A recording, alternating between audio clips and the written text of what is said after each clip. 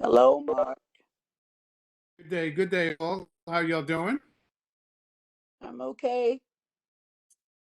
Good. Dorothy, it's so good to hear from you. Um, Good day, Miss Harris. Good evening.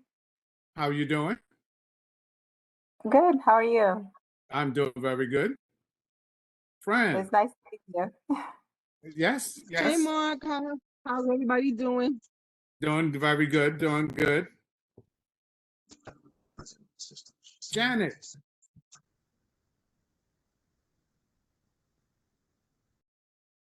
can't hear you, Janet.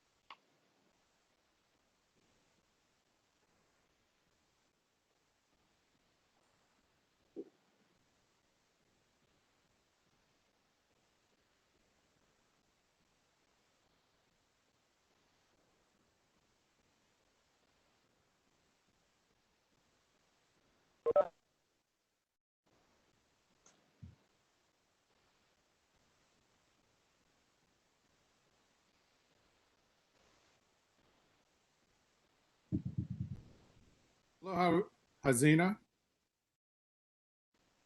Hello, hello. Hi, Mark. How you doing? I'm doing well, and how are you? Doing very good. Thank you for coming along. Absolutely. No, thank you for the opportunity. You're welcome. So I saw one of my colleagues is actually on, Juanita Harris, and I think we're waiting for my next colleague. They will be presenting today. We're going to be having how we normally do it. We're going to have the 77th precinct do their precinct report, and we're going to be having the assistant district attorney, Joseph Bianco. He's going to be joining us. So we're going to let you do your presentation, and then we'll have some questions. And Joseph will just introduce himself, go through what the DA has, what they go through, and we'll have some questions and answers. Okay. Okay. Sounds good.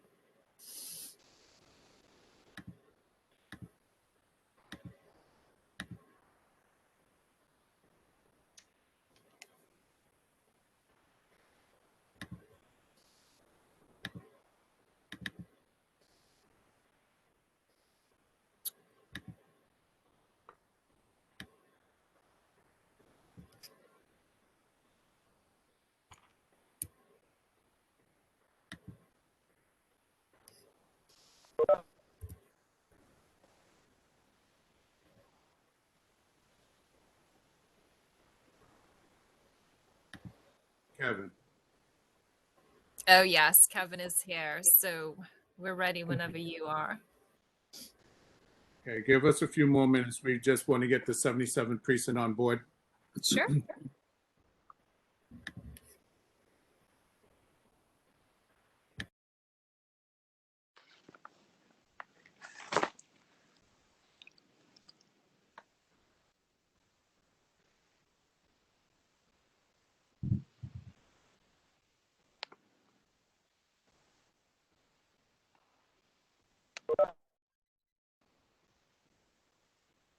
Hi, Tamika. Good evening.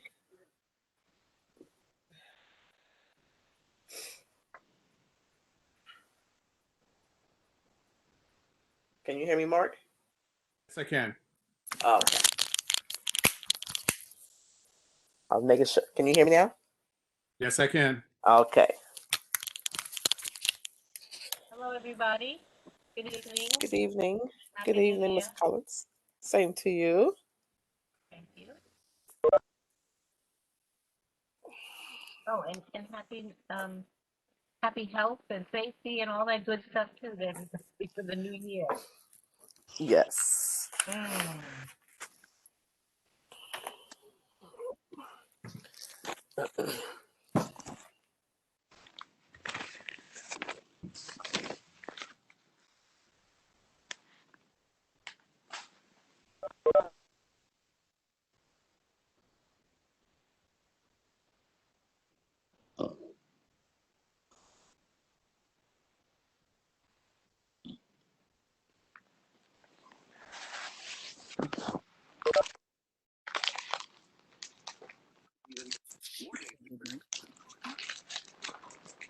Good night, everybody. Good day. How you doing? Everyone. How are you? Doing very good. That's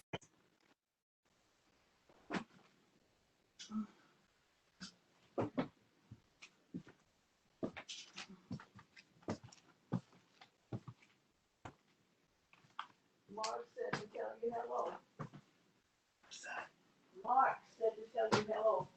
I'm on at the meeting. We have a public safety meeting. Starting people signing in. So, he asked how you were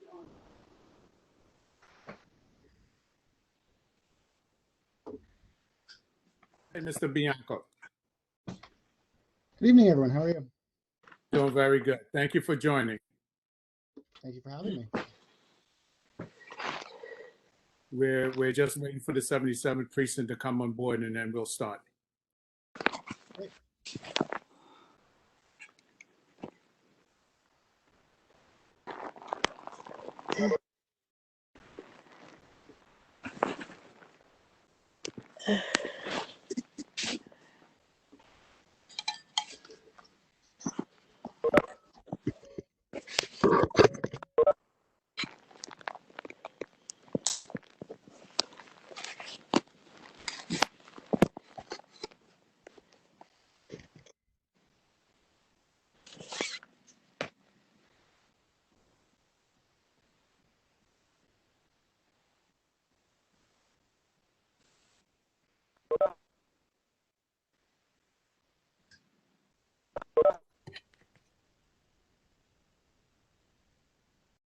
Good day, Vidal. How you doing, everyone? Good. You're going to represent the 77 for today? That's correct, sir. All right. Good to have you. Thank you. Good to be here. Okay. All right. Well, 6:18, we're going to start. January the 24th is the first public safety meeting for the year. Thank you guys for joining. Happy New Year to everyone. I know it's at the end of the year. Public safety seems like we're always at the end of the agenda for the month, but that's okay. We can still express the Happy New Year to everyone. What we have today, we're going to do our precinct summary, and then after that, we're going to have Homeland Security representatives speak briefly about human trafficking, and then Mr. Bianco is from the Brooklyn District Attorney's Office, and he'll be giving introducing themselves and just some questions and answers on it's been a rough year, as we all aware of, going towards public safety. But it's like it's almost like a perfect storm over here coming off of COVID. Everyone is masked up. You got all these people that's walking the streets with masks, and it's hard to identify. And a lot of people not out on the streets. So it's a lot of things going on. So our law enforcement, they have their hands full, and unfortunately, one of New York's finest lost their lives in the line of duty. Domestic violence. That's really. Am I going out? In and out? Okay. Yeah. Domestic violence call. That's always a dangerous one. You don't know who's on your side, and what situation you're rolling into a confined situation. But what we're going to do, Vidal, if you can give us an update on the 77th precinct, and anything that you want to say about the issues that the issue that we had this week. Sure. Well, good evening, everyone. My name is Police Officer Vidal. I'm the Crime Prevention Officer for the 77th Precinct. I do have some announcements. First one that I want to bring up is our Youth Coordination Officer monthly meeting, which is going to be held this Friday at 130 Rochester Avenue at 3 p.m. That's at PS 335. They're going to be discussing cyberbullying. They're going to be recruiting for the Explorers program, the Youth Leadership Council. They're also going to be looking for kids to participate in the basketball program for this summer. And they're also heavily looking for females. They want to start up a girls soccer program this summer. So kids are welcome along with their parents. That's going to be at 3 p.m. at 130 Rochester Avenue. That's PS 335. Also, Is that again? That's at 3 p.m. Friday, January 28th at 130 Rochester Avenue. Next meetings that we have coming up are neighborhood coordination officers meetings. We just had our Sector Adam meeting last week. We have coming up February 10th is Sector Boy. That's going to be online. All the links to these meetings are on our Facebook page. So if you go to the Facebook page to our event, all the links are attached there, and you can click on it and join the meetings. For Sector Boy, it's going to be February 10th at 5:30 p.m. Sector Charlie is going to be March 10th on 5:30 p.m. And Sector David's going to be March 24th, also at 5:30 p.m. If you're not sure which sector belongs that you live in, you can always visit newyorkcity.gov, put in NYPD, and there's a section there where you can plug in your address, and it'll tell you exactly what precinct you live in and what sector you live in, so you know which meeting to show up for.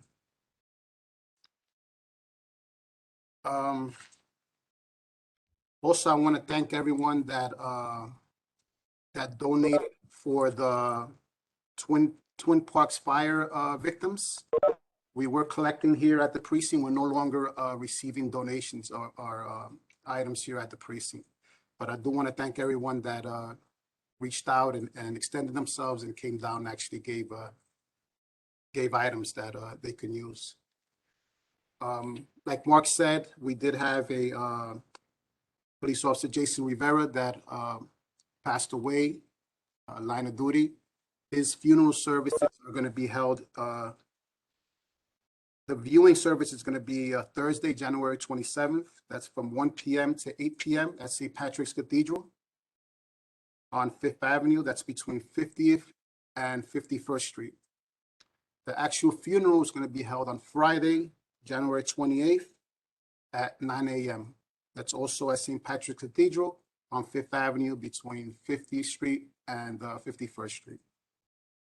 And also want to thank everybody out for their prayers and for the pairs that everyone's sending out to his partner, Wilbert Mora. So thank you everyone for that.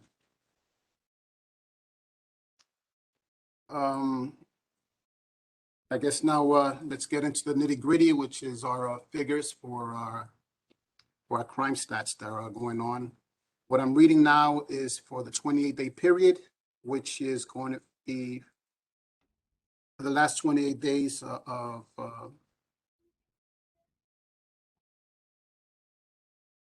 now we're going to start with our, we had an increase in robberies, 116%. Our felony assaults were up 66%. Our burglaries are also up 62%. Our grand larcenies are up 20%. And grand larceny of autos are up 120%. So most of our major index crimes, we are going up percentage-wise. What's driving these numbers going up?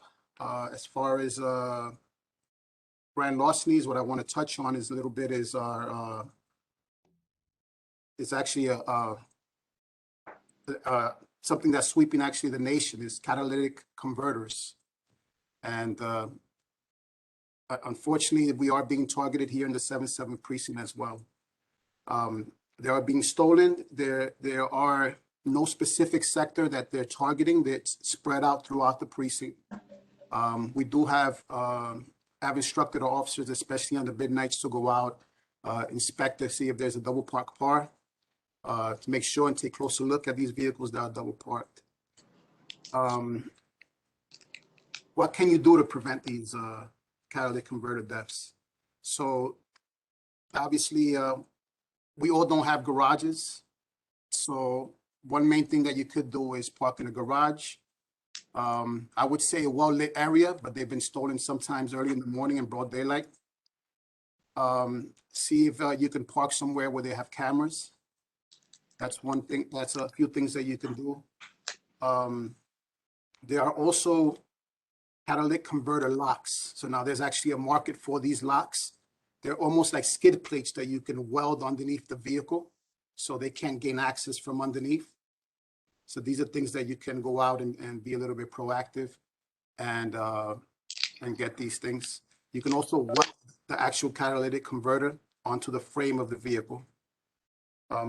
These are deterrents that you can do.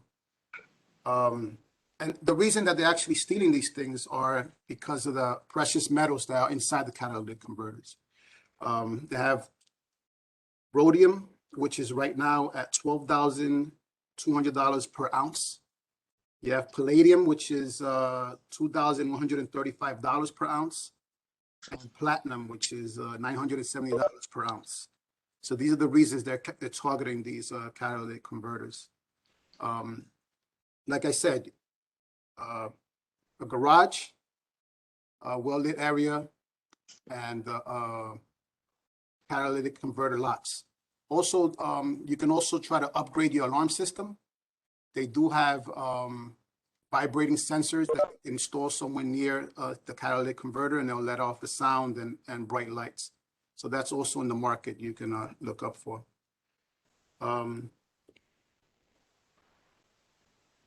Also, what's driving our larceny auto vehicles? We had 11 stolen in the 28-day period compared to 5. The majority of these vehicles are being stolen because people are leaving their keys and the car is unattended. So the engine's running, the keys in the vehicle, and they're going and stepping into stores. When they come out, the vehicle is gone. So that's what's driving those numbers up. I would definitely, encourage people not to leave their vehicles running, especially now we have these push buttons, and some people might turn it off, but they'll have the key sitting in their cup holder. Someone can jump in, start that vehicle, and just drive right off. Also, at this point, I guess I'll open up to any questions. Okay, thank you very much. I'm curious, with the catalytic converters, you said this is a national problem? That's correct. Yeah, this is going on nationwide, this issue. And has it been brought to the manufacturers? Are you aware of them taking any necessary steps to help out their customers? That I'm not sure if there's been any outreach to the actual manufacturers or the car builders, if they're gonna make them less vulnerable. That I'm not sure. Okay. And I'm sorry again with the numbers, with the what's the numbers on the violent crimes? How are we doing with that part? So, and like I said, we've been up. Robberies were up 116% for the 20-day period. So as far as actual complaint reports, that's 13 versus 6 of last year, the same period. Okay. All right. Any questions from our participants? Tamika? Hi, Officer Vidal. A question about the youth program, Friday. I can't remember what was the name of the program. It's our YCOs, the Youth Coordination Officers. They have a monthly meeting. So it's similar to the Neighborhood Coordination Officer meeting. Gotcha. So the topic for their meeting are going to be to actually, for the Explorers program, try to recruit children for the Explorers program. They're going to have a cyberbullying presentation, Youth Leadership Council. 2 questions. Has this information been forwarded to the community board? Because we have a very expanded youth committee, as well as a lot of parents like myself in this community who have children. Another question I'm asking also, so they're actually recruiting for specifically girls for their soccer program, the soccer league they're trying to start. Do you know the age ranges, or they're just at the beginning stages of formulation right now? Yeah, this is still in the preliminary stage. They haven't established. They're still trying to get people to step up to see who's going to participate, and then they'll be more than likely separate them by age at that point. Okay. And I'm not sure if there was if the meeting was brought up to CB8. So I will ask our youth coordination officers if that has been done. Please, because actually the I know the youth committee meeting is actually beginning of next month, but I'll reach out to a few parents that I know who are in this district, because it would be a good. I don't know if they actually if they even come to the if the YCOs come to the youth committee meetings, but it'd be a very good partnership because we're basically working with the youth of this community. Sure. Thank you so much. You're welcome. Hi, this is Karen Gray. I wanted to ask a question. Any other questions? Hi, this is Karen Gray. I wanted to ask a question. Sure. Yes, Karen. The youth program, do you share this information with the principals of schools in the neighborhood? Because I think that would be really, really good. Yeah, the youth coordination officers, actually this meeting is held at a school. So they've actually worked together with the school and the principals of the school to actually have this meeting there. Okay, so all the principals in Community Board 8. That I don't know if they have if that's shared information. We do post these meetings on our social media. Whether they specifically go out to all the schools within CB8, I'm not sure. That I can find out for you and get back to you on that. Yeah, I would like to just suggest like a little bit of a poster size, maybe 9 by 11 or whatever it is, or 8 by 11, and send it out to the schools so that they can post it on their bulletin boards for everybody to see, for everyone there to see. And I think we have to start working a lot in with that, because I think a lot of these cracks that we're seeing with the kids, if we can help prevent it by doing things like that, I think that would be a major thing to touch on. Because I've spoken to some of your explorers before, and I just think that it needs a lot more coordination and involvement, and pulling more parents in the community board to get these kids under control so they don't fall apart the way we're seeing a lot of things happening. That's just my thought. I counsel kids. Okay. So I kind of see where they don't have a lot of guidance in homes many times. So that's just my thought. I'll pass on that information to our youth coordination officers and see if they could actually share that information with other schools within CB8. Very good. Very good. Can I, question on Mark? that. Mark, Um, can I jump on that? yeah, who's that? That's Lisa? Yes. Yes, So, Lisa. the youth coordinators, the youth officers do not come to our youth and education meetings. We need them to come to the meetings. I'm on both committees. They really do I'm actually the reason why you're at 130 Rochester as well, because I used to be on the PTA there and my daughter attended to that school. She went to the junior high because I made a fuss that there was no kind of communication going on between the new principal at that school and they spoke to the elementary school, but they weren't. The junior high school's only been there. My daughter's the first graduating class from there, actually. So they only been there for three years. So there was no type of communication going on with them. And now they're in partnering with them with all kinds of things, which is I'm so happy for. My daughter's not there, but I'm happy for the kids in the community that are getting this. So the youth coordinator officers, they really do need to meet with CB8's Youth and Education Committee because we do great things. We try to do workshops, we get that out there. And some of the principals, some of these schools don't have parent coordinators. If they have parent coordinators, the parent coordinators will reach out to you and get you in there. But when the school doesn't have a community resource coordinators or any parent coordinators, sometimes it's left on principals that have a whole lot of stuff else going on with them that they can't reach out to the precincts and get the information. So if you reach out to us through the Youth and Education Committee, we can, we have all of the names of the principals and the PTAs and we can blast that out. There So you that's a go. way of having a resource sent out. That's So a great idea, Ms. Accent. yeah, so we get if you do that, we know all of the schools and because you got the different districts. So people that you have district 16, district 17, I think a little bit of 13. So like there are 15. different districts. 15. Okay, so 15. So we have a couple of districts that range in the area. So we definitely, if you can speak to us about that or have them reach out, then we can blast that information out to everybody. I will do. Thank you. Mr. Atkins?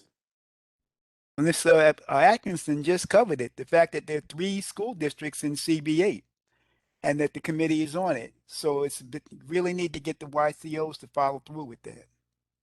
Yes, definitely. So we'll send out an invite and we'll just coordinate it with our Youth and Education Committee. I mean, not just them speaking, but the communication is extremely important. So we'll definitely set that up. I'm quite sure they'll be more than willing to do that. Is there any other questions? Speaking about youth, St. John's Recreation Center is doing Saturday night basketball, late night basketball program that goes up to 12 o'clock. How's it from your perspective? You guys giving them any assistance on that, or any assistance is needed from 77? I haven't heard of any incidents occurring so far. I'm not sure whether they've been deploying additional officers at that time when they get out. I can try to find out for you and get back to you on that. Okay, that's a very good initiative. Late night basketball on a weekend is extremely good. Hopefully the city will step its game up and expand it to other schools because we have so much resources, so many schools in the neighborhood that's only being utilized until 3, 5 o'clock in the daytime. They need to expand. I mean, if they really want to reduce crime and reducing these kids have to deal with our district attorney that's on the call now, they need to step their game up and give our kids activities to do, and not just in one area, because the problem is if you put in one area, unfortunately, you may have a set of kids that's their territory, and then coming into their territory, you might have some beef. So it's good to have different areas for the kids to participate in. Any other questions? I just have a quick comment. This is Karen Gray. One of the things when I talk to kids about things like gangs, the gangs and groups of that, malicious groups of that nature can reach them because there's a gap. There's a gap between parents having the time maybe, and taking the time to understand what's going on with their kid. and the school, which sometimes they miss classes, and every teacher can't be on top of it. Because I have relatives who work in the school system as well. And I'm hearing these stories. So these malicious groups, as I call them, are really become like family to them. They can go and let me go tell this person this thing or whatever. So I think one of the important aspects is we're going to have to do culturally, grooming, talking, is have an outreach program from every area that becomes like a family go-to for these kids. Because that's the thing, because when you start talking to kids, I'm mystified sometimes. I'm like, oh my God, I took my upbringing for granted. And this is where the missing link is. So we have to really work in the background to create a structure that becomes like family. That's really is supportive of them. So it's going to take everyone. That's my thoughts. And I think cops are very central, as are many other groups. Thank you. Thank you for that comment, Cameron. I agree with you totally. Any other questions? Statement? All right. We're going to take it over to our Homeland Securities. That is Hazina Aldine. Hazina Aladdin. Aladdin. Close. That was terrible, but that's okay. I got it now. So thank you so much again for the opportunity to speak on this important topic of human trafficking here in New York City. Just really quickly, I will not be presenting today, but I'd love to turn it over to my two wonderful colleagues who will be today's presenters, Special Agent Kevin Coons and Victim Assistance Specialist Juanita Harris. Are you guys here? Yes. Hey, how you doing? Kevin? All right. So my name is Special Agent Kevin Coons. I'm a Special Agent for Homeland Security Investigations here in New York. HSI is probably not an agency you've heard a lot about, but we are the investigative arm of the Department of Homeland Security. We are the second largest agency as far as special agents, second behind only the FBI. So some of what we investigate is crimes that involve transnational gangs, human trafficking, things that crimes that involve the internet or crimes that involve the borders of the United States or national security. So the reason why I'm here talking to you guys tonight is human trafficking. So the group I'm a member of is the Human Trafficking Task Force, and my partner and I specialize in the trafficking of children. So January is Human Trafficking Awareness Month, so we've been making our rounds to bring awareness to human trafficking, and particularly human trafficking of children. So in New York, over the past 18 months, we've rescued over 15 children. Those children have been from various walks of life. Most recently, we rescued a 15-year-old girl, victim of trafficking, in East New York. So that was just a couple days ago. So one of the things we'd like to kind of bring some attention to is the impact the pandemic has had on our casework. So during and it kind of goes along the lines of some of the other things that I presented earlier, as far as youth going towards gangs and the familial atmosphere of gangs.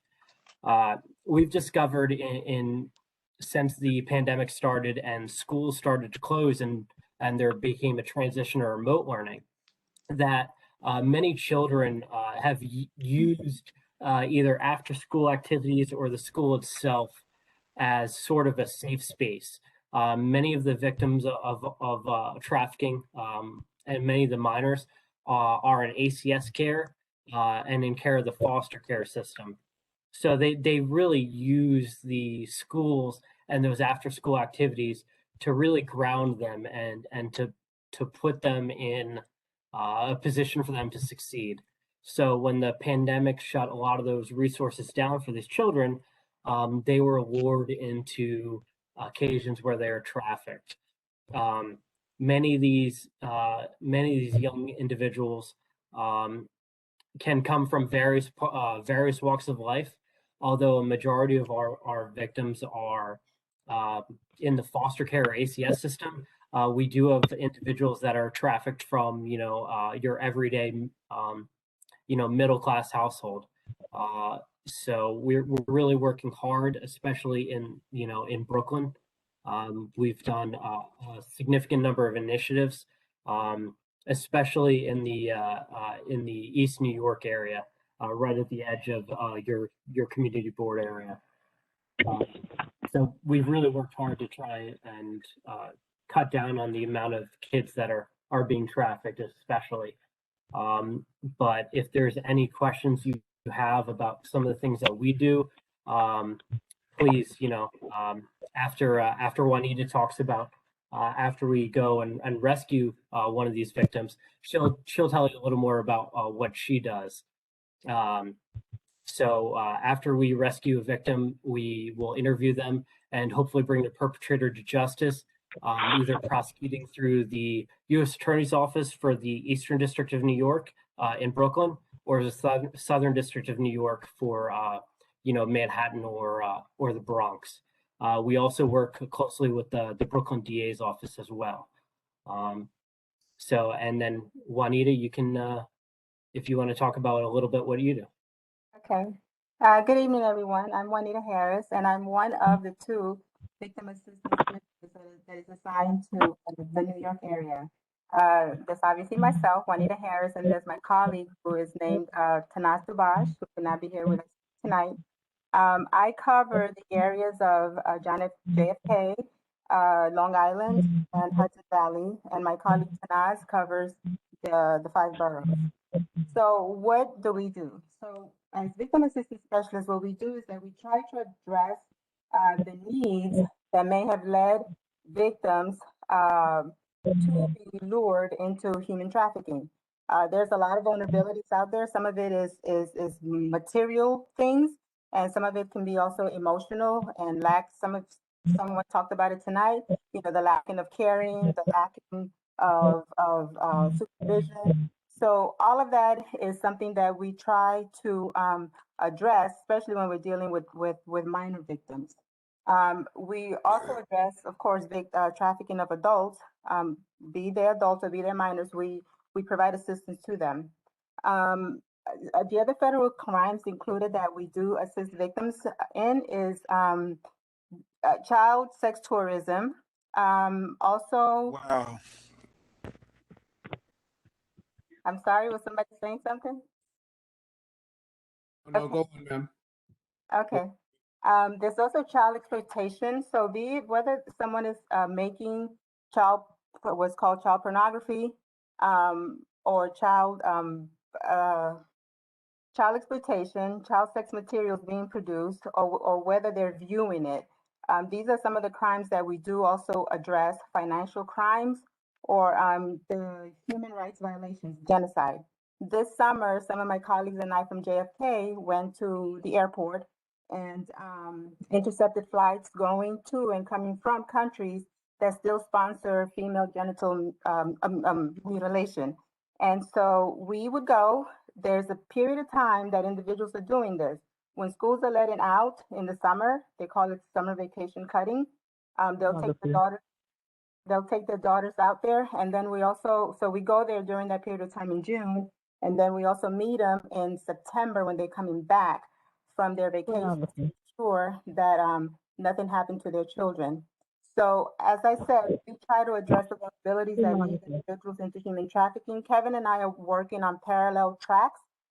Kevin is investigating the crime, and I am trying to address the needs of the victims so that they can free up their minds from their needs and can assist Kevin in the investigation of taking these individuals off of the streets. And I'm here to answer any questions you may have.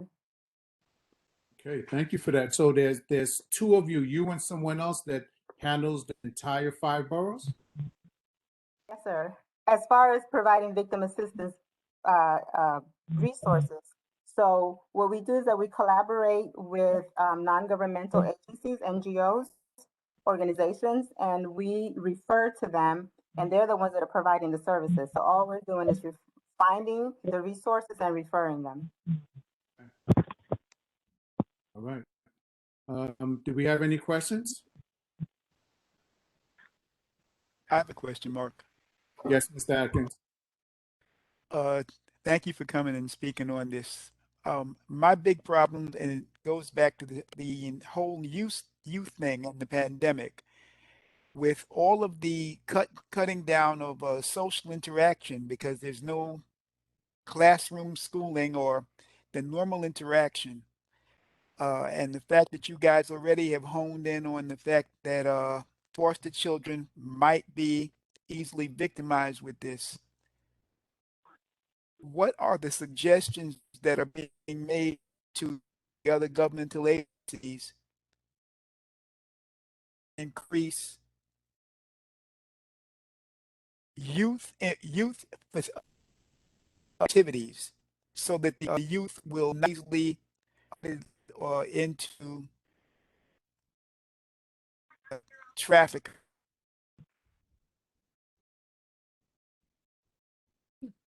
I'm also So, happy to hear the location tourism and also the general, those are things that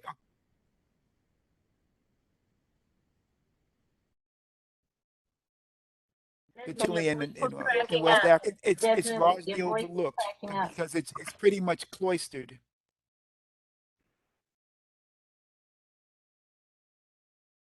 It was very difficult to hear the question because you're kind of in and out.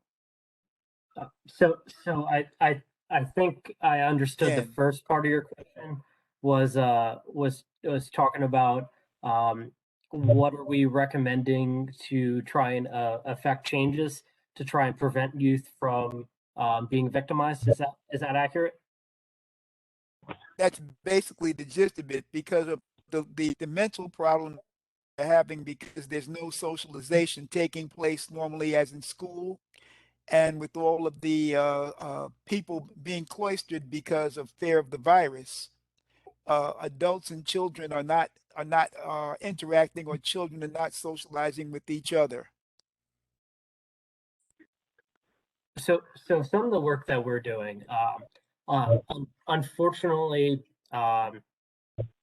we aren't city employees, so the city itself has a lot more resources as far as to affect change upon the youth. In HSI New York, we have 600 special agents that cover an area of all 5 boroughs, the Long Island, all the way up to Hudson Valley. So we try and make recommendations to local community boards like yourself. We try and affect change through our communication with NGOs, agencies like ACS. And we really try and conduct a lot of outreach and initiatives to do whatever we can to try and stop some of these individuals from being re-victimized. But as far as creating different youth programs, the youth program we have an Explorers program as well. But unfortunately, we kind of have to defer to the city when it comes to specific individual initiatives involving children. On a personal level, I will always advocate for more interaction with youth and more youth interaction as far as programs to support at-risk youth. But on a programmatic level, that's something we kind of have to defer to the city. I'd like to add also that as Kevin alluded to, the Explorers program, we also use that program for peer-to-peer teaching.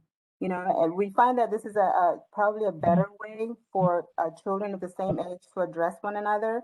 It's not huge, it's not a big program, but it is a small way that we're trying to do some prevention efforts. And I also go into universities. I've been to Hofstra University to do presentations over there. So we're trying to also reach the college age students to let them know, you know, about trafficking and the prevention of it. Are you reaching out? If I may, I'd like to interject. Good evening, everyone. My name is Miguel Colazo. I am the group supervisor for the Human Trafficking Group. So I supervise all of our representatives who are on here tonight. I've been listening to some of the things that you guys have been talking about. And yes, I just wanted to reiterate what Juanita said. We do have an Explorer program. I actually used to be the outreach coordinator for the program. The Explorer program, I'm a huge advocate for the program.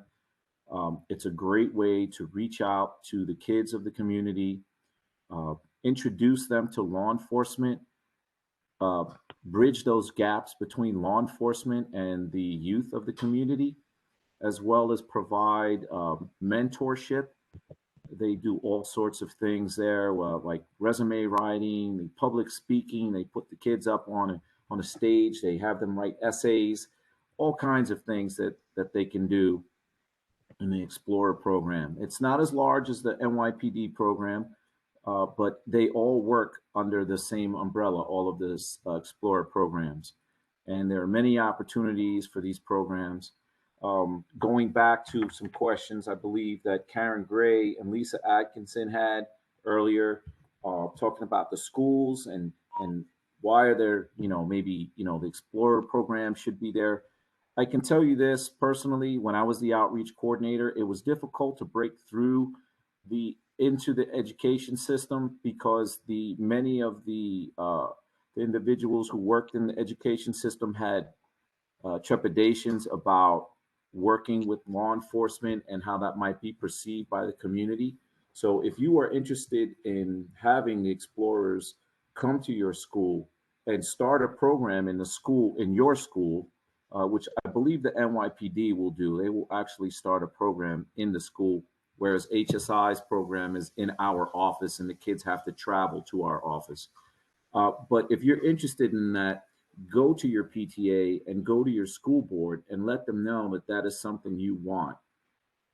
It was pretty amazing to see how sometimes the kids, they just based off of social media and other things that they hear around the neighborhood, had this there was a very big gap between law enforcement and the kids of the street. And I think we need to do a better job of bridging that gap. One of the other things that we were talking about just now was about kids being, in the house because of the pandemic.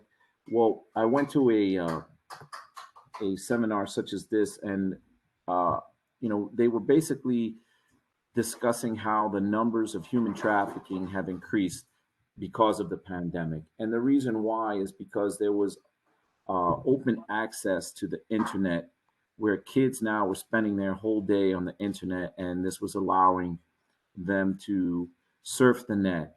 So one of the things that we need to educate our children on is that there are predators on the other side of the keyboard, and they are watching and they are waiting and they are luring all day long. That's all they do. So we actually have a program. Kevin, refresh my memory. It's called iGuardian. iGuardian, right? iGuardian is the program, and they actually give examples of how kids are lured to locations where they may be kidnapped and then forced into prostitution and are being sexually trafficked.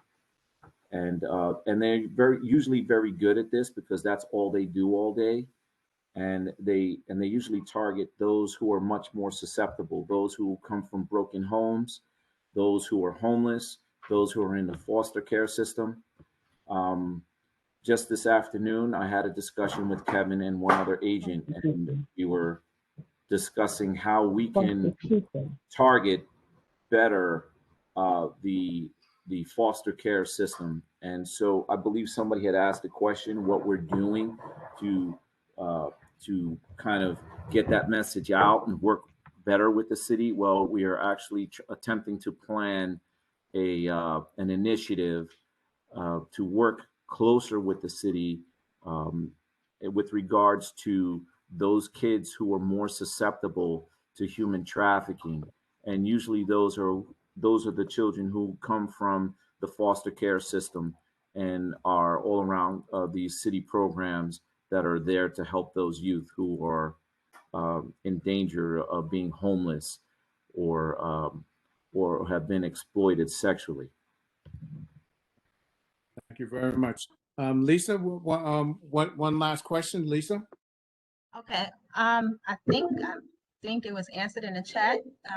Going back to Miguel saying about having PTAs and stuff. So luckily you have me online, who is the PTA president at my daughter's high school.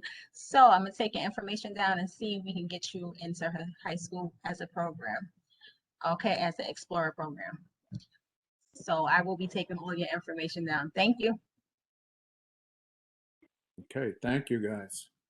Thank you very much for that information. Our kids, you know, I guess this is modern day pimping, huh? Going on the internet and sorting out our kids. It's not just the girls. I'm quite sure that they're sorting out these little boys also. And we as a community definitely have to protect our kids. And this internet thing is, geez, it's a beast. It's a beast. I mean, with everything that we have to deal with as parents, it's just another thing that not just us, it's another thing that the kids have to deal with. Because you know, it's you know, it has no limits, and I guess that's the purpose of the internet. I want to thank you guys very much for that presentation. Mr. I'm sorry, someone's going to say something? Mr. Bianco, thank you very much for being patient with us. I'm just going to let Mr. Smith just give a quick introduction to himself. Thank you everyone. How for are you? having me. Please excuse my tardiness, but I was on a Zoom prior to this. My name is Kevin Rennie Smith. Everybody call me by my middle name. I'm the Executive Director of Families and Friends of the Wrongfully Convicted, Inc. I'm also a victim of a wrongful conviction. I served 27 years in prison for a crime I did not commit.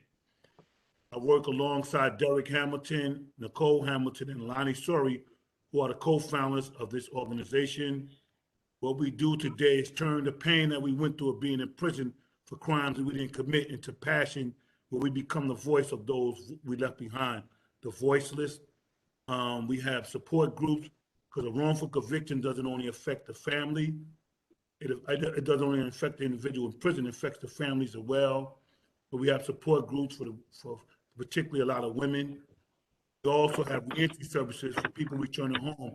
We found out that when you get exonerated, there's no reentry services for you. So we provide reentry services to people returning home from prison. Excuse me, because I'm talking a little fast. And also what I want to say is that wrongful conviction destroys families and communities. When you take the person and put them in prison, a lot of times that be the breadwinner of the family. So that's income that's taken away from that family.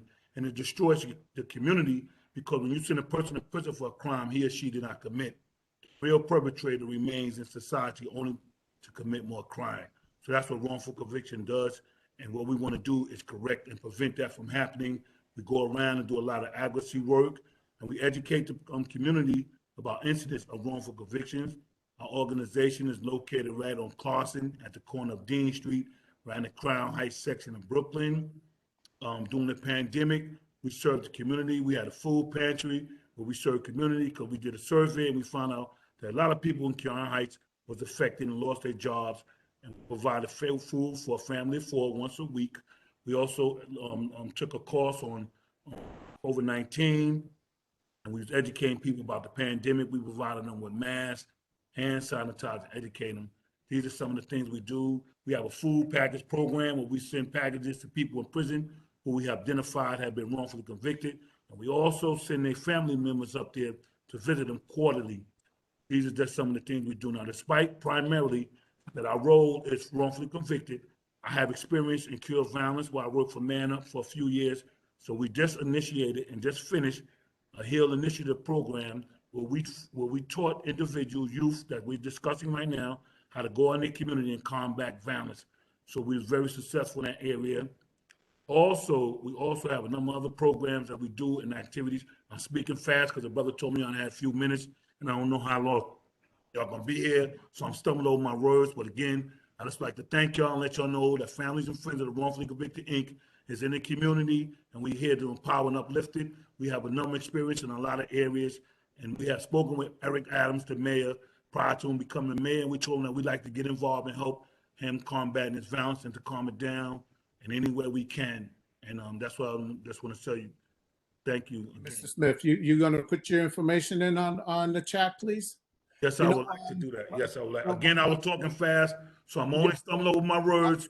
No, my brother. I mean, Mr. Smith, man, I'm sorry, guys. I'm not going to take any questions because we have the DA waiting for us. Mr. Smith, the nightmare that something like that is a nightmare for me, but my brother, what's even worse, it was reality for you, man. That's hard stuff. I mean, wrongfully convicted. And how many years in the joint? I turn my pain into passion.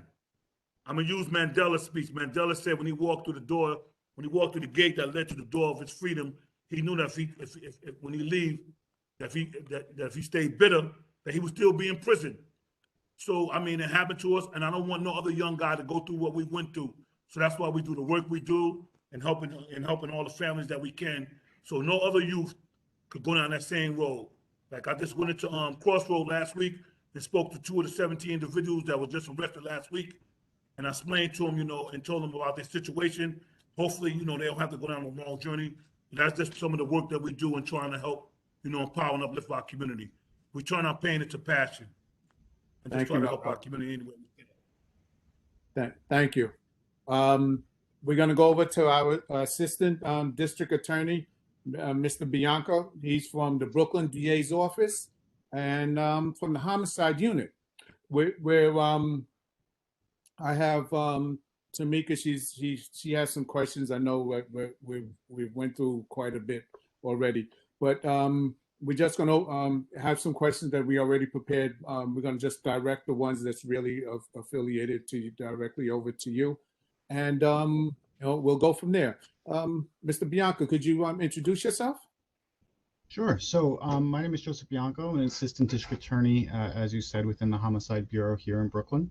I've been a prosecutor in Brooklyn for just about 10 years, and I've been in the Homicide Bureau for the last about 2. As I'm sure your community is aware, COVID was a tough year. 2020 saw an exponential increase in homicides in Brooklyn. 2021 was a better year, but obviously still not in the best direction. So we've been working very hard to work through those challenges, to identify our cases and prosecute them accordingly in a way that ensures justice and fairness for everyone. To talk to Mr. Smith's point a little bit, we do have the conviction review unit. We work very hard on those cases and to also engage with the families, because one of the things that you realize immediately when you're here is that in any case, there's a family, a victim, and a consequence. And that's something that is uniquely different to the Homicide Bureau that we encounter every day, is the real community impact of every life that's lost in every crime. So I know you have some specific questions. I'll be happy to kind of go through as best I can. I don't really have a set presentation for you, but if you have questions, I'll be happy to answer them for you. Yeah, Tamika has a couple of questions, but I must say, homicide units, that's a tough job. So just with our cops, they enforce the law, and you guys, try to bring them to justice, huh? That's an extremely difficult job. Are you guys like Law and Order that we see on TV? No. All right. Nobody poses for a cameo, and the words don't always come out right. But the parts of it, what you see are true. Courtroom proceedings, there's questions, there's answers, there's openings, there's summations. That part is accurate. But obviously it's stylized and dramatized, and I've never seen a case solved in an afternoon, so that's certainly not accurate. But it is, it's hard work, and we engage with a lot of different people, sometimes on the worst day of their lives. But it is very rewarding, and we're always trying to get it right, and I think that's the most important thing we can do. Okay. Tamika? Yes, good evening. Dear ADA Bianco, this is just a few questions that came up amongst the committee and some community members. I'm just going to go through some of them, okay? Is that okay with you? Yeah. Oh, okay. How successful is the youth diversion program in Brooklyn?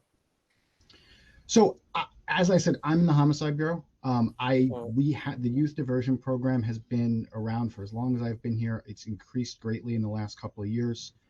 It focuses largely on trying to get youth individuals who are arrested specifically with guns and those types of crimes connected with services, sometimes as a plea alternative, but often not. Often in advance of it, it's been done in connection with the Brooklyn Youth Court. As I said, I don't have the specific numbers for those, and I'm sure I could get them for you from our youth officers.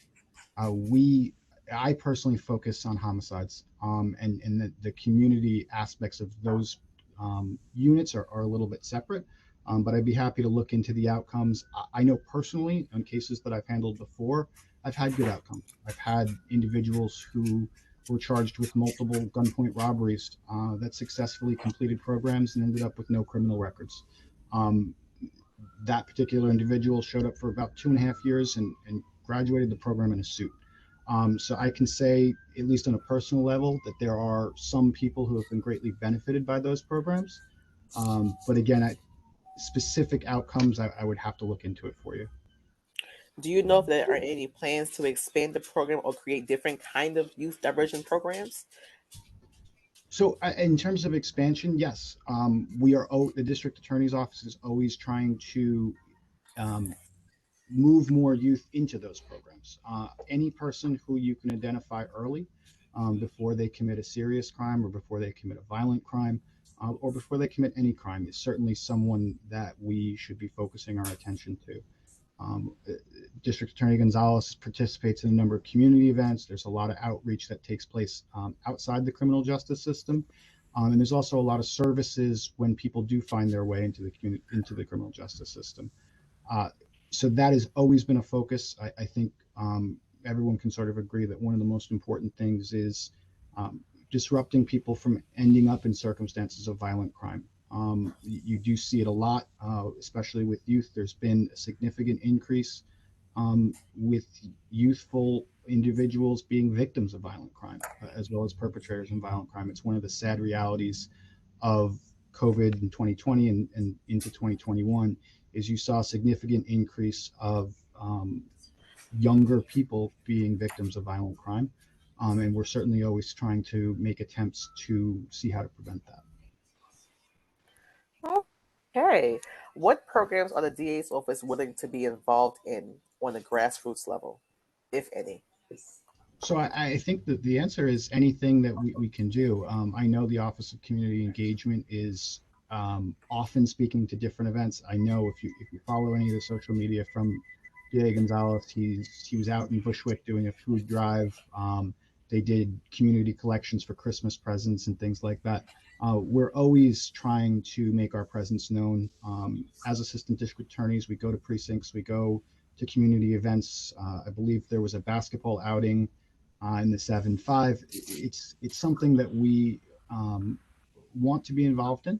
And certainly if there's anything that's specific to the 77th precinct or to your community board that you would like us to be involved in, reach out to the Office of Community Engagement or to the DA Action Center, and we can make attempts to make our presence available for you.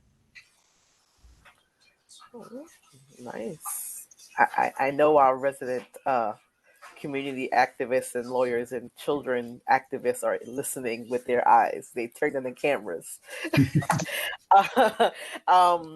Does the DA's office believe that bail reform should be revised, and how can bail reform be improved to best service the public and suspects?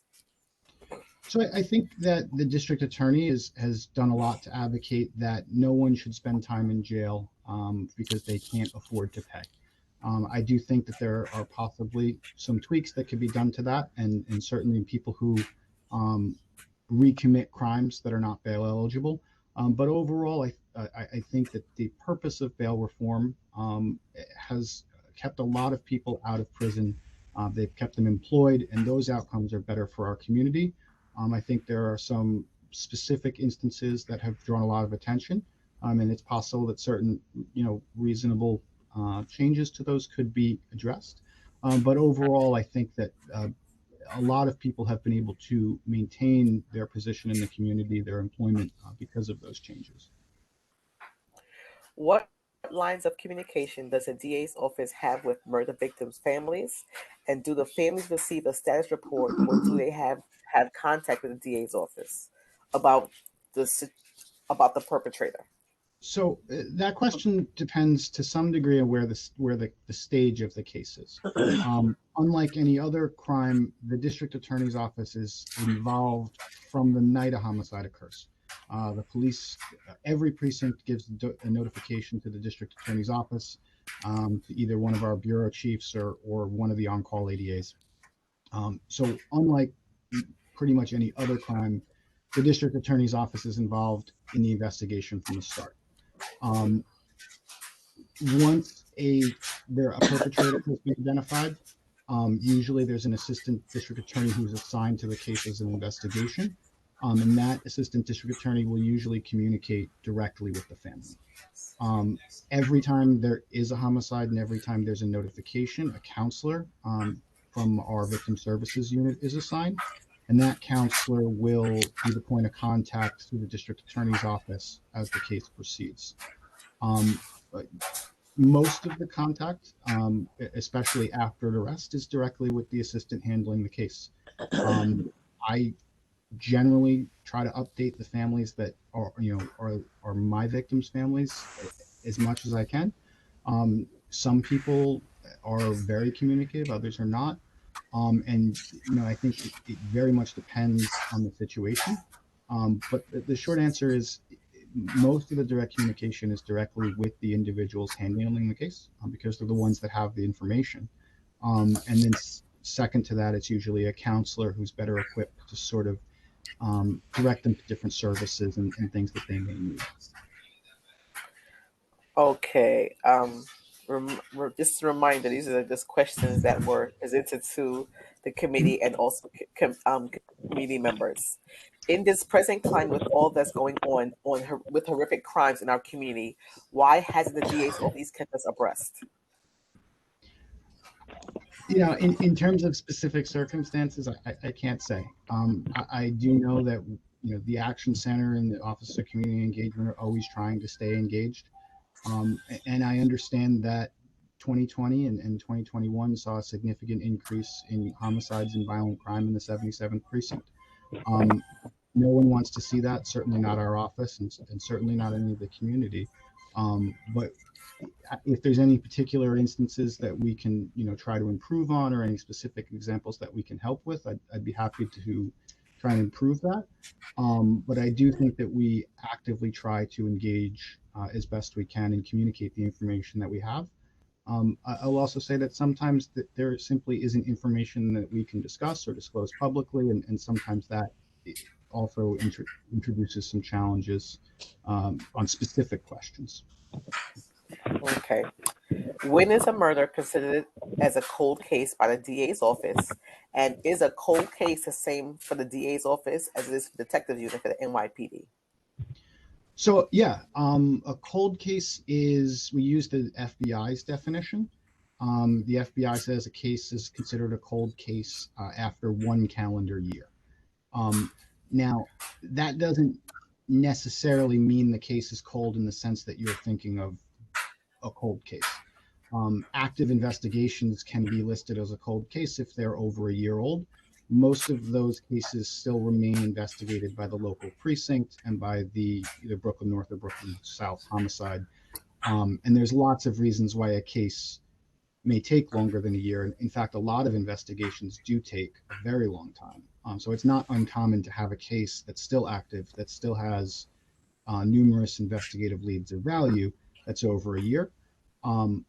In terms of a cold case, probably more of what you would be thinking of is a kind of case that's reached its reasonable investigative limits, right? There's no witnesses, there's no video, maybe there's forensic video, forensic evidence that can't be compared to somebody. Those types of cases are a little bit different, but the general definition is a case over 1 year. Is that the same for a DA's office as well as the NYPD? Yes. Is it okay? I'm just making. I would like to know the status of the homicide at 1342 Bergen Street earlier this year. So that would be earlier last year now, since we're in 2022. Oh, I forgot. Yeah, sorry. Early 2021. Yes. So I did speak briefly to the case detective for the Brooklyn North homicide detective. I can't go into too much detail. I can say that we've identified a number of witnesses and there is a person of interest and that the investigation is ongoing. Other than that, I really can't comment on the status of an open investigation. Okay. Someone would like to know the activity level of the cold case detectives in Brooklyn. Is there a such? And if there is a such, how much activity do they get? Their activity level? So there is a cold case unit. Again, the cold case unit tends to focus on cases that are truly where a lot of the investigative leads have sort of ended. It doesn't mean if a case is just 1 year, it goes to the cold case unit, and they certainly don't just focus on all cases that are old. I believe there's 5 detectives. I'm not exactly sure, but I think that there's 5 specifically assigned detectives within the cold case unit that work directly with the DA's office. There's also a cold case unit within the district attorney's office that has supervisors and ADAs who focus on investigations. A lot of those cases focus specifically on cases with forensic opportunities and things like that. But they do handle and they do review a lot of cases. I have 2 cases personally. One was a 2016 case out of the 75th precinct that was solved using DNA evidence that was collected at the time that was later identified. And I have another case from 2011 that was reinvestigated. People were re-interviewed by the cold case unit specifically.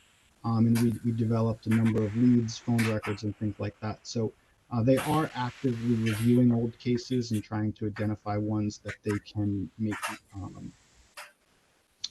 arrests on. Okay. Do you have any status for the murder investigation of Mr. Harris, who was shot dead in his driveway at 284 New York Avenue in October of 2009? So I looked into that one too, and it's a little bit more difficult because I wasn't able to find anything for 2009. I was able to identify a homicide that occurred in 2008 in October in that vicinity, and I think that it involved somebody that was shot in a driveway, and I think that that's the one that had been referenced. Edward Hunt. Yes. That's the incident that is being referenced. Okay. And so I spoke to that. That homicide detective had retired, and there was basically I spoke to my deputies, and we're going to take a look into that case. I don't know if there's been any new information or anything like that, but we're going to reach out to the precinct and we're going to reach out to Brooklyn North Homicide and see if someone can pull the case file. I wasn't able to pull any more information other than just sort of the notification because of the age of the case, but it is something that we were able to identify, knowing that that's the correct incident. I'm going to speak to my deputies and we'll see if we can get some more information about it. Thank you so much. Tamika? Go ahead. Mark? Ms. Atkins. Okay. ADA Bianco, may I add that Edward Hunt's mother who was a childhood friend of mine. I grew up on that block where that murder took place. She died approximately May of last year.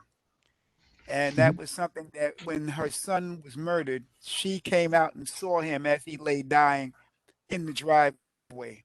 His daughter Desmond's never got to wanted make. anyone.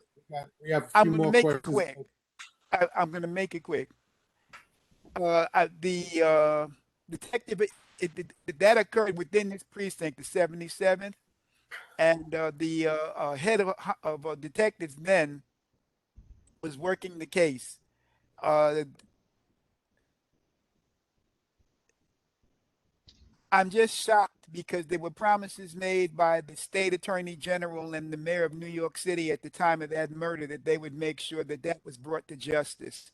They came and sat in her living room.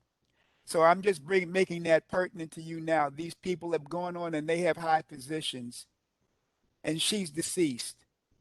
I wanted to, and she doesn't have much more family left, but that was someone knows who did that. So what I would say is if you can, I'll put my information up in the chat. Please send me a direct message with your contact information. When I'm able to get more details about it, I can see the status of the investigation, and let you know maybe more in a little bit more detail what took place, what didn't. I just can't give you that information at this time because I don't have it. It's an archived case, but I'll be more than happy to look into it and provide it for you. Thank you so much. Thank you so Yeah. much, ADA. When will the level of detective staffing in Brooklyn North reach the needed levels to work to solve active and cold cases? So I think everyone would agree, the police department, the district attorney's office, we all need more people. We all need more time. We all need more resources. But I think that everyone, the police department that I've encountered and the district attorney's office works as hard as they can to try and solve as many of these cases. And once they're solved, to bring justice that the families deserved. I think everyone would want more resources and more ability, but it's certainly a challenge. But I think that we do good work with the resources that we do have. Mr. Smith, before you leave, do you have any questions?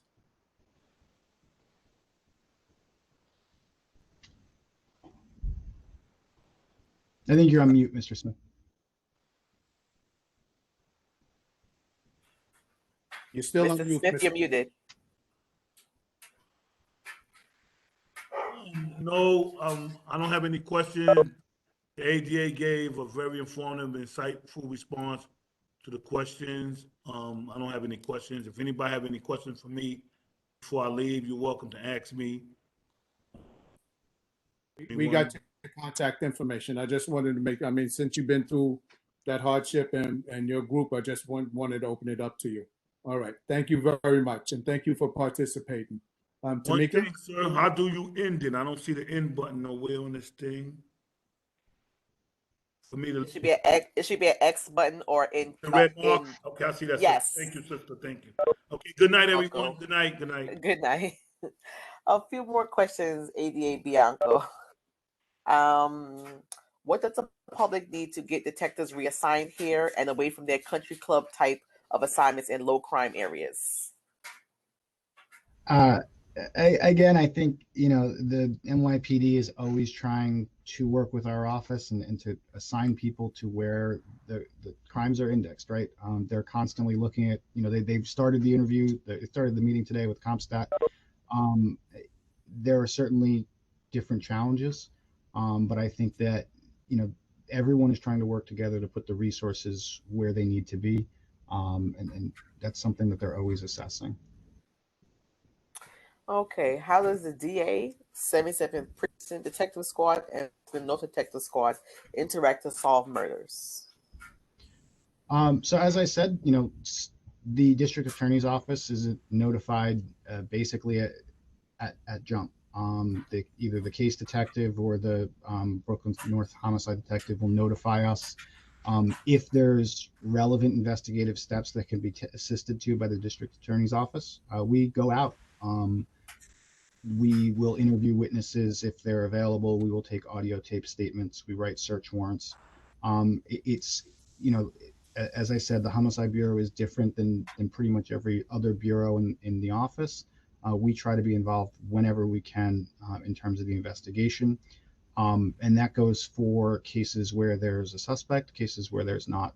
So we work very, very closely with the individual precinct detectives when they catch a case, as well as with the homicide detectives. NYPD has a dual, they have two detectives assigned at all times. There's a local precinct detective who handles the homicide. They're the ones that know the community, know the people, and work the case. And then there's also an assisting detective from Brooklyn North or Brooklyn South Homicide, who is someone who only works on homicide cases. Those two detectives will work in tandem, and they will work in tandem with the district attorney's office and the assigned assistant to investigate. How can the public follow violent crime trials? So one positive of COVID is that the only way that it used to be to follow a case is that you would have to come to court and sit in the gallery. All criminal proceedings, especially homicides, are open to the public, and you could always come down to 320 J Street and observe. There are now broadcasts because they're trying to limit COVID. So there are links available for ongoing criminal trials that are available to the public.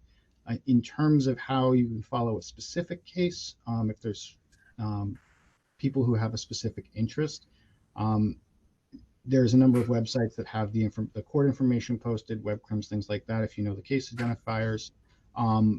But generally speaking, what we try and do is inform through our victim services. If there's people who have a stake in the outcome, families, we try to share that information as best we can, so that they can be present in the courtroom when there's important events, or be shared the link. And final question, how many murder cases in the past 4 years within the 77th precinct result in arrests, and how many result in the convictions? So I don't have specific numbers. I can say that I believe in 2020, there were 23 homicides. In 2021, there were 11. NYPD numbers might be a little bit different because we do categorize things slightly different. But I can also say that COVID has put the district attorney's office in a difficult position. There had, up until September, there had not been a murder trial that took place because of a lot of the restrictions that were being placed on in-person outcomes. Murder trials, separate and apart than any other criminal proceeding, tend to be longer. They tend to be more complicated. They require more witnesses. And they certainly present a different challenge in terms of COVID. So there have not been a large number of trials in a while. There were 2 cases that got tried in the fall from the Homicide Bureau, neither from the 77th precinct, but both of those cases resulted in convictions. And we're hoping that we can start to clear the backlog. There are, unfortunately, a lot of cases from 2017, 2018, 2019 that need to go to trial. And that's something that we're working with the court system as well as everyone involved to make sure that the families get their justice and that defendants get their day in court. It has certainly been a challenge in many regards for everyone. Personal challenges in terms of trying to figure out how to do your job from home, and just physical challenges of how do you conduct a criminal trial when you can't stand 6 feet from anyone. Brooklyn is working very hard. Cases are getting back up. Juries are coming back in. People are engaged in it. And hopefully that will continue to go in the right direction. Well, thank you so much, ADA Bianco. I hand it back over to you, Mr. Thurton. Thank you very much, Tamika. You're welcome. Wow, that's kind of COVID has made that atmosphere with prosecutions extremely how would I put it, concerning as people out in the street. One thing I'll say though is that doesn't mean those people are out in the street.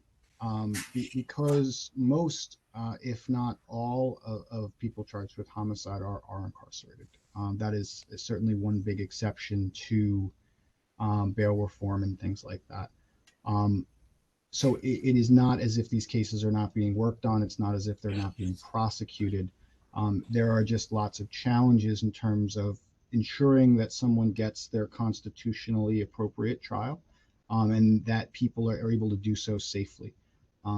It's very, very hard to do those things when people can't be close, when people can't be unmasked, and when the court system is virtual. This meeting is different because of the virtual proceeding than it would be if we were all in a room.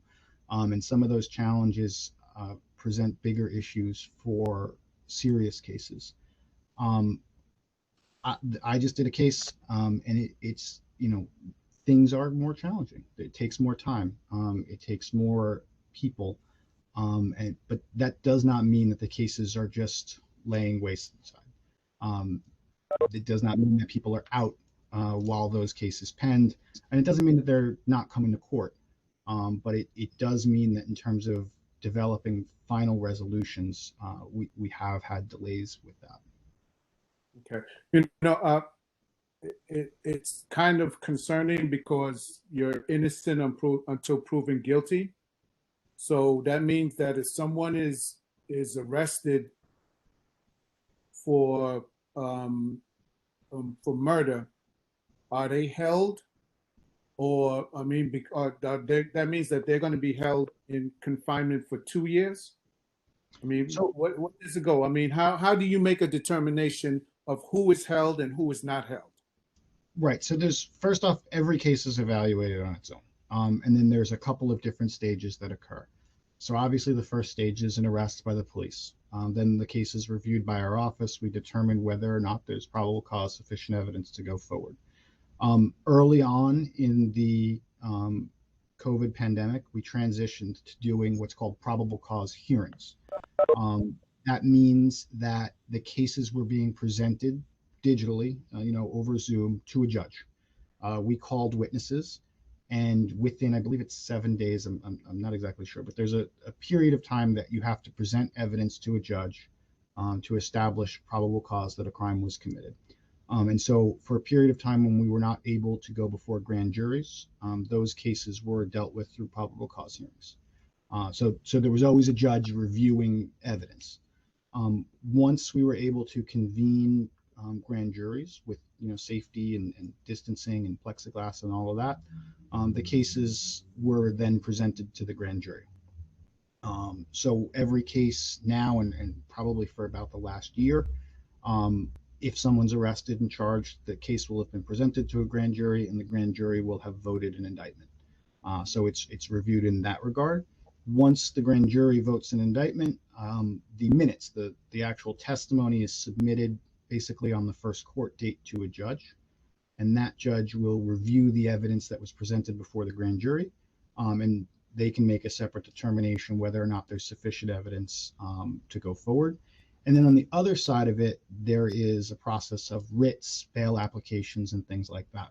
And that is usually brought by a defense attorney who will say, for any number of circumstances, here are the challenges that this individual is facing by being incarcerated. Here are the legitimate defenses that they may have, or the issues with the people's case. And a judge will review those and can be reviewed even by a higher court. And also there have been different circumstances where we've consented. I have a particular case where there is a justification defense. By all accounts, the person who came to the incident had a knife. And that was a case where, after a lot of consideration, we did not oppose a less restrictive type of confinement. And we said that we'll release you with an ankle bracelet, given the circumstances. So each case is evaluated individually, but there are different stages of review. It's not as if the NYPD charges someone, arrests someone, and that's the end of it for the next 4 years. So there's a number of positions throughout the process where that information is reviewed. But I do agree, it is certainly a challenge in the length of time it's taking cases to get to court. And you know, like I said, the case that I just tried in December was from 2017. That is a challenge to the family who had to deal with that, and it's a challenge to the defendant who had to wait that long for an outcome. We're doing everything that we can to move cases more quickly, and I'm very hopeful that that will continue to increase as we move forward in this. But it is definitely one of the things that we've had to deal with. That is a very hard ordeal that we have to deal with. One last question is I was concerned about videos. How effective is the video of a murder with once the person identified, put out a warrant for their arrest and for the prosecution? How important is a video? I mean, if you have no witnesses, or if you do have witnesses and the video is there, how important is it? You know, in this day and age, video is exceptionally important. I think just because of the prevalence of it, people expect it to exist. But I'd also don't think that the lack of video is something that can't be overcome. There's lots of cases where there is no video. So a domestic homicide that occurs inside of an apartment is not going to have any video, and there's understandable reasons why that's the case. I think that the important thing is that the steps are taken to ensure that we do have everything that's available. And that goes for any piece of evidence, right? I mean, we should always be striving to preserve forensic evidence, to preserve video surveillance, all of those things. And those are things that the precincts and the homicide detectives are excellent at. I've seen some of the best video canvases. They follow people for 2 days and they work them back to their apartment in Staten Island. And it's impressive what they can do with that. But I will also say that video is only one piece of evidence. It is, you'd be amazed on a block with 10 different pieces of video how a crime occurs just off screen. People know where the cameras are, especially when they live in the neighborhoods, and things don't always happen as you would expect. So a bodega that has a video camera that's pointed at the front door, that's why it points there. It doesn't necessarily point into the street where that fight occurs. And so video is just one piece of evidence. It is often a very good piece of evidence, but it is not. It does not dictate the outcome of a case. All right, thank you. Thank you for your time, you know, for staying out with us so late. Any questions from anyone else? All right, we're good. Officer Vidal, thank you for coming out. Assistant District Attorney Bianco, thank you again for coming out, and also for the crew that was speaking on human trafficking. Thank you for coming out, guys. If there's, that's your contact information. You gonna put your contact in there, or you're okay? All right. Thank you very much, guys, for, as usual, for a well-informed public safety meeting. Thank you so much for having me. And, good night, everyone. Very welcome, and thank you again. Sorry we didn't get you last year, but we got you. You was able to come out this time. Thank you very much, and we wish you guys all the best on prosecuting the right criminals, which is extremely important. And Vidal, the NYPD crew in these hard times that we have going on, and for all of us residents as well. Anything else, guys? I just want to make one. Yes, announcement. I want to thank all the presenters. Wealth of information. ADA Bianco, I know your plight right now. I have my sister-in-law who's actually on the grand jury, and she's like, "Wow, we're seeing stuff from back because of COVID. That's one thing. Also, Officer Vidal, the city's hearts out with the entire NYPD with the recent loss of your fellow brother in blue. I just want everybody to stay safe. I want to also invite everyone to the health committee's meeting on February 17th. We're having the FDNY come out to do a fire safety training. We had them here at the public safety meeting a couple of months back, but this is fire season, as we know. Unfortunately, the tragedy happened in the Bronx. We invite everyone, your neighbors, come to the health committee meeting on February 17th to learn more, teach someone, help someone. And that's my plight. Thank you, Tamika. No problem. All right, guys, we'll say good night and thank you very much for participating, everyone. Good night, Thank you. everyone. Good night, everybody.